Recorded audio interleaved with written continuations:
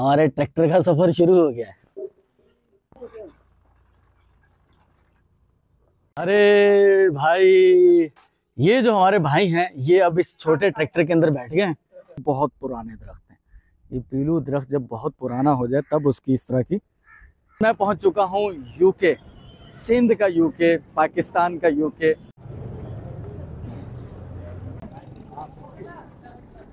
अस्सलाम वालेकुम इदरीस भाई।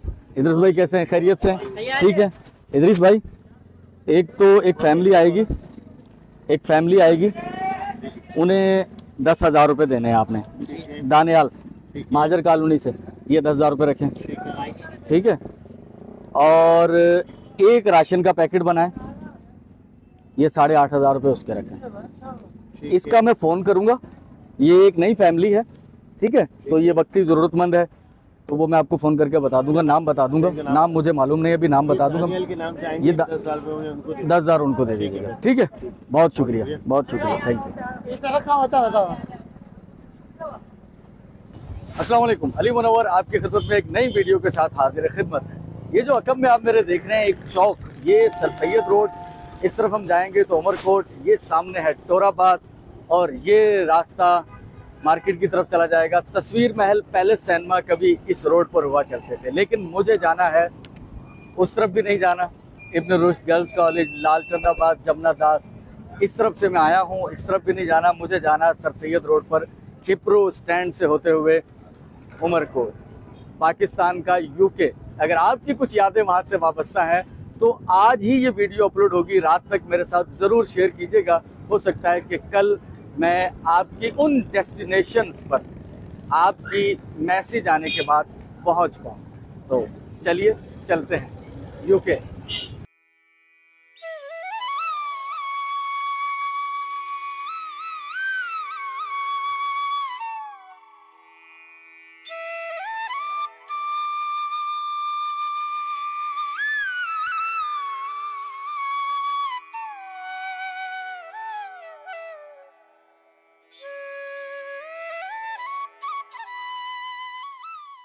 तो सिंध के यूके की तरफ हमारा सफ़र जारी है।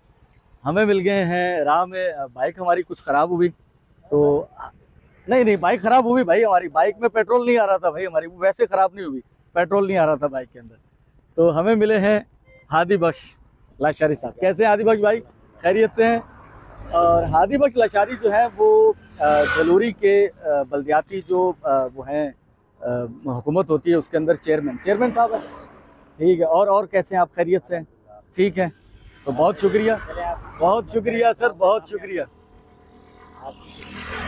शुक्रिया आपकी वो सुनते रहते हैं, पढ़ते रहते हैं खबरें वगैरह, अच्छा काम कर रहे हैं आप, ठीक है। मुल्क को कौम की खिदमत करते रहें, ठीक है, बहुत शुक्रिया। फिर आपसे मुलाकात होगी, जलूरी आएंगे तो, ठीक है ना सर, बहुत शुक्रिया। सफ़र हमारा जारी है और मैं अभी पहुँचा हूँ शादीपल्ली मोड़। शादीपल्ली के नाम से 3 इलाके आपको मिलेंगे। एक तो शादीपल्ली मोड़ है जहां मैं मौजूद हूं, मेन रोड पर। यहां से ये रास्ता जाएगा न्यू शादीपल्ली। न्यू शादीपल्ली के बाद एक पुराना शादीपल्ली है जो पुराना कस्बा है, और आई थिंक वो मीरपुर खास से ज़्यादा कदीम है। शादीपल्ली, इस नाम के पीछे वजह क्या हो सकती है वो मैं पूछने की कोशिश करता हूँ। पल्ली तो एक कास्ट है, एक ज़ात, एक कौम है। अब पूरी वो शादीपल्ली है या शादी किसी शख्स का नाम था, हाँ में भी मुमकिन है। तो देखते हैं, चंद दुकानें हैं यहाँ पर, तो किसी से पूछते हैं कि शादीपल्ली नाम के पीछे वजह क्या हो सकती है।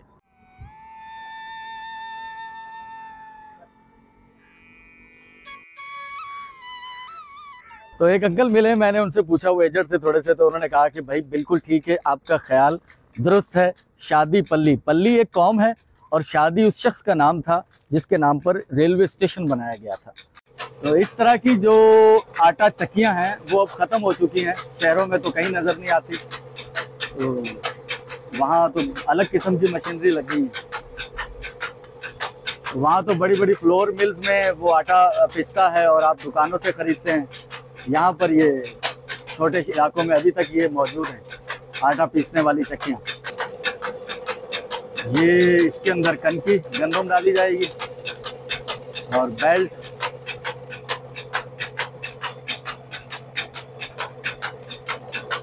और यहाँ से फिर आटा पीस कर इसमें भर्ती हो जाएगा। अरे वाह, ये है जनाब। तो हमारा जो मोटरसाइकिल था उसके कारपेट में कुछ इशू आ गया था, कचरा वगैरह। तो मुश्तबा साहब वो मैकेनिक को दिखा रहे हैं। ये उसी तरह का सफ़र है जिस तरह से हम पहले मुश्तबा साहब के साथ ही इस्लामकोट नंगर पार कर चुके हैं। तो हमारा मुश्तबा साहब मेडिकल रेप में हैं, तो वो उनके टूर होते हैं, वो ट्रैवलिंग करते हैं। तो ये कि मुझे भी साथ में कन्वेंस मिल जाती है, तो इस वजह से हमारी गाड़ी उस तरफ है रोड के। खुल गया कारपेट अपना। हाँ, कारपेट। चलें भाई जल्दी से बना दें। पेट्रोल का वो पानी का कतरा निकला है। पानी इसके अंदर आया हुआ था ना। हाँ, अच्छा ये पानी का कतरा भी दिखा रहे हो, क्या बात है भाई। पानी के कतरे में तो जिंदगी है। तो एक छोटा स्टॉप, एक कस्बा नुमा, एक शहर छोटा सा, बचाओ बंद। कहते हैं कि यहाँ पर कोई सैलाब आया था 30, 40 या 50 साल पहले, तो एक बंद बांधा गया था जिसकी वजह से उस बंद का नाम बचाओ बंद रखा गया। वहाँ आबादी शुरू हो गई, तो बचाओ बंद के नाम से ये कस्बा है। ये रास्ता जो है वो पथोरो नामी शहर की तरफ जाता है। पिथोरो, जहाँ वो पीर साहब एक बड़े मशहूर हैं, हिंदू और मुस्लिम दोनों उनके अकीदतमंद हैं, पीर पथोरो। इसी रोड पर एक वर्कशॉप है जहाँ पर एक शख्स, वली नामी शख्स ने एक छोटा ट्रैक्टर बनाया। मैं आपको वो दिखाता हूँ। तो मैं पहुँच गया हूँ वहाँ पर, जो मैंने आपको दिखाना है यहाँ पर। सर टैलेंट की मैं कहता हूँ कि कहीं भी हो सकता है, वो टैलेंट कहीं भी हो सकता है। मैं आपको दिखाता हूँ। तो यह है जनाब वली मुग़ल एग्रीकल्चरल। अच्छा ज़बरदस्त, ये वो शख्स भी आ गए। मैं आपको दिखाता हूँ वो जो है अपना, वो अपनी मशीनों पे जिन्होंने एक छोटा ट्रैक्टर बनाया। मेरा ख्याल है ये दुनिया का सबसे छोटा ट्रैक्टर है जो लोड वज़न भी उठाता है। ये बिल्कुल एक खिलौना नुमा है।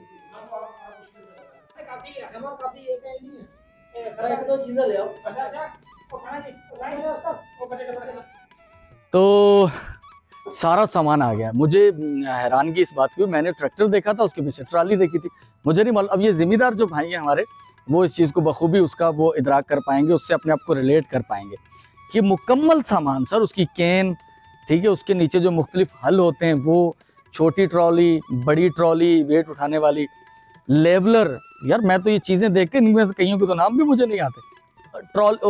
टंकी पानी वाली, वो खेले निकालने वाले हल। सर क्या बात है, क्या बात है, क्या बात है।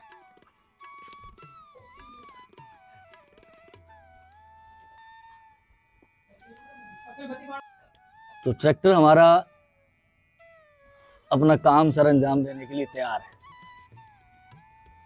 और ये जो है ये लेवलर कहलाता है। ये ज़मीन को लेवल करने के लिए ऑटोमेटिक इसके अंदर इस तरह की कुछ मशीनरी लगी हुई, ये बताता है कि ज़मीन लेवल है या नहीं है। इसके ऊपर वो लेवलर निकालने वाला वो होता है, हम तो उसे देख के कहते थे दूरबीन है ये, तो वो उससे ज़मीन का लेवल वो निकालते हैं। हमारे ट्रैक्टर का सफ़र शुरू हो गया है।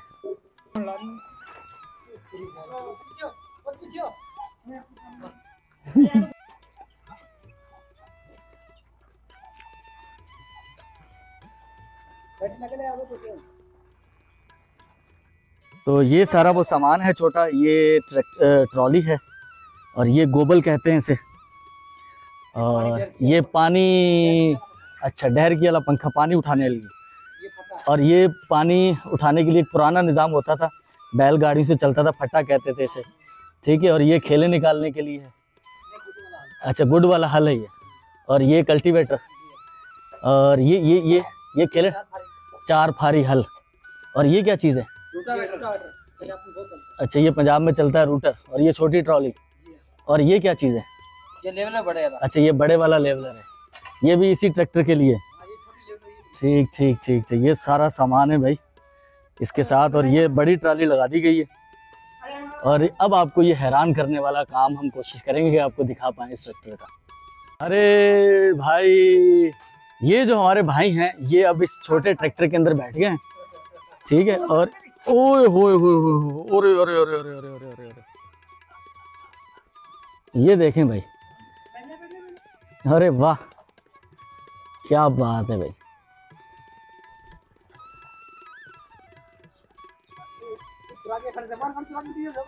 अरे वाह, जबरदस्त जबरदस्त जबरदस्त। ट्रैक्टर हमारे के भाई आगे वाले टायर ऊपर हो गए और यहाँ तक लेकर आ गए हैं इस भाई को। भाई नाम क्या अपना? रूपचंद भाई, रूप माशाल्लाह से। ये देखें, ट्रैक्टर पीछे भी जाता है और आगे भी जाता है।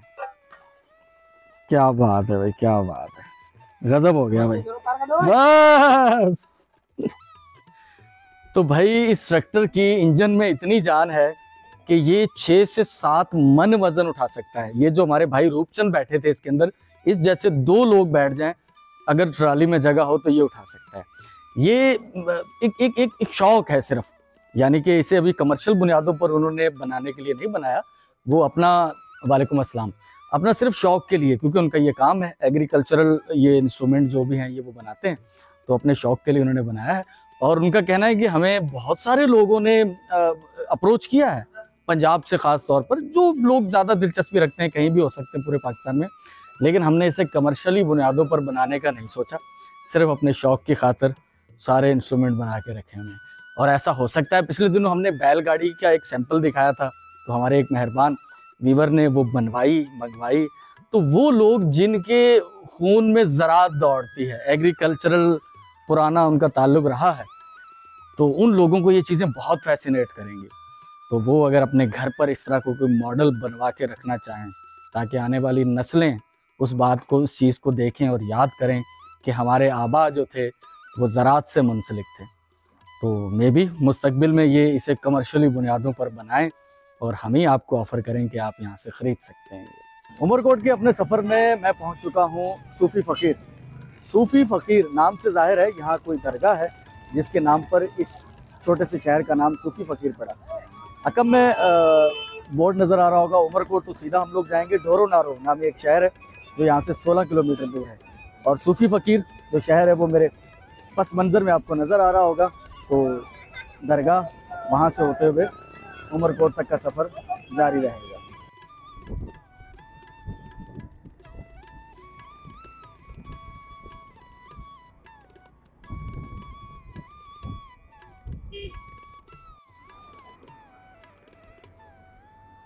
हाँ, पीलू के दरख्त, इस तरह के दरख्त हमें मेरा ख्याल है डेजर्ट में भी कुछ नज़र आए थे। और इस तरफ वो मज़ार है जिसके नाम पे इस शहर का नाम रखा गया। और ये बहुत पुराने दरख्त हैं, ये पीलू दरख्त जब बहुत पुराना हो जाए तब उसकी इस तरह की ये शक्ल व सूरत निकल के आती है, अजीब सी। और ये है वो दरगाह जिसके नाम पर ये शहर बसा।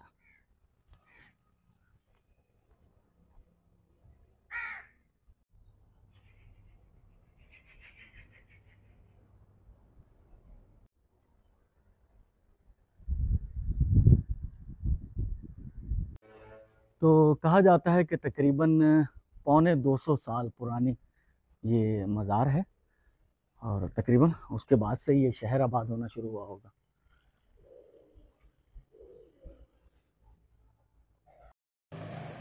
कबूतरों की गुटर गूं की आवाज़ें आ रही हैं यहाँ से, और 3 कबूर हैं यहाँ पर। सिंधी में कुछ पोइट्री है। व्या वंजाई वीर लखन ला खा केतरा। सिंधी मेरी बहुत कमज़ोर है यार। सुर डहर। अब ये पोइट्री साहिब मज़ार की है या शाह अब्दुल लतीफ़ भेटाई की है। सुर राणो।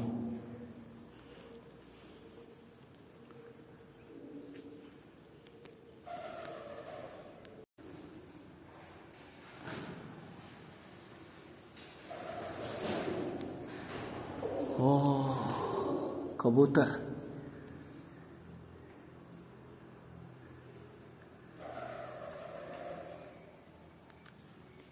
मिट्टी के लोटे, ये पहले वजू करने के लिए ये इस्तेमाल होते थे। बुंदना या बंदना कुछ कहा जाता है ऐसे, मेरा ख्याल है। अब पता नहीं यहाँ क्या कहते हैं लोग मुकामी ज़ुबान में। ये मुझे जो है वो जो अंकल हैं यहाँ पर वो मिले हैं, उन्होंने मुझे किताब में कुछ जिक्र किया है इसका, सूफ़ी शहीद। अच्छा, इन्होंने जो नालो जो बुजुर्ग साईं जो सूफ़ी शहीद हो, सूफ़ी सादक फ़कीर। अच्छा, फ़कीर सादक फ़कीर, ये केड़े सन जी शहादत लिखल है? हाँ, तो मुझे अब जो मालूमात मिली अंकल ये मेरे पास मंजर में है, जो उन्होंने मुझे बताया कि मुख्तलिफ़ कौमें हैं यहाँ पर, लिगारी हैं, खोरखानी हैं, खासकेली हैं, वो जो है सूफ़ी सादक फ़कीर उनके मुरीद हैं, और रमज़ान में इनका यहाँ उर्स भी होता है। और जो उर्स के मौके पर चूँकि एक तरह का बाज़ार भी लगता है ना, मेलों में फिर लोग ख़रीदो फरोख्त भी होती है। कुछ यहाँ के मुकामी खेल जो हैं, मलाखड़ा, घोड़ों की जो दौड़ होती है वो, बैलों की रेसें वगैरह, और फिर जो सूफियाना कलाम होते हैं, वो जो मुकामी फोक सिंगर होते हैं जो इनको गाते हैं, उनकी शायरी को गाते हैं, शाह अब्दुल लतीफ़ भिटाई की शायरी उनको गाया जाता है। तो इस तरह से ये जो इनिशियल मुझे मालूमात यहाँ से मिली है।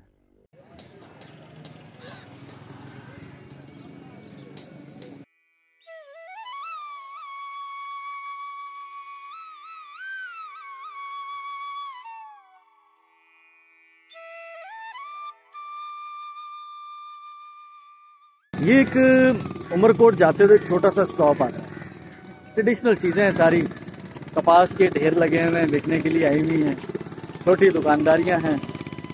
अगर फिर वही बात कि अगर आप रिलेट करते हैं छोटे शहरों से, कभी आपका ताल्लुक़ रहा है, तो आपको ये चीज़ें खासा फैसिनेट करेंगी। यहाँ रहने के अपने मसाइल हैं, लेकिन यहाँ से बिछड़ने के भी अपने दुख हैं सर। क्या कमाल की लाइन निकल गई है मुँह से, वाकई ये चीज़ें बहुत याद आती हैं कभी बड़े बड़े शहरों में रहने के बहुत अरसे के बाद।